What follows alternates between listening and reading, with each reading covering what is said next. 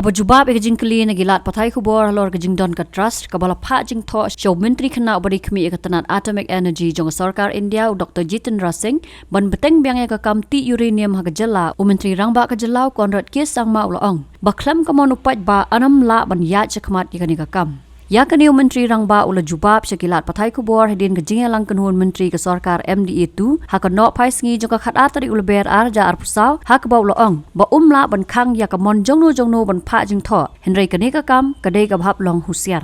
We've been very clear from day one.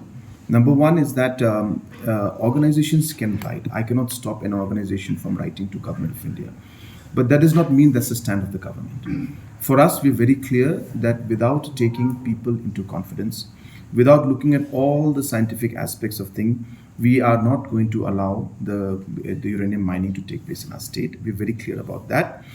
It is regarding people's lives, it's regarding people's health, it's regarding the future of our state. While there may be concerns from individuals who may want this and other certain sections may want to move forward in this, it has to be addressed in a very, very careful manner. And as I said, we have to take people on board. We have to be very carefully studying the impact of these things. And till then, we have to ensure that no step is taken in that direction in any way. Because as I said, this is regarding the lives of the people and the future of our people. There's been no communication from the center to us.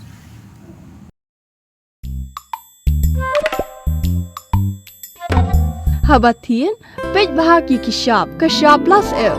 Ka plus F? Hakabam bangibam dunaki eki bataye kamet. Namar kata habathiru atau khau kamlu ka umpnyang kadut ped ya kashab plus F haka jingsom. Yaki nutrient kumki vitamin bat ka iron la icon diat bat ka bathau bha kam khta I ka dur jingki mar bam ka jing mat lani ka rukom shed yaki. Balehi banai kita. Kadon ka we ka jing mentoy ba kongsan. Ka kot ka khia. Ka nutrition bakam bha ka jing im bakam bha pendon kam daki mar ba modon ka sharp plus F menta kasni Lawan Ra Shafi Lingba ko office jong Commissionerate of Food Safety Meghalaya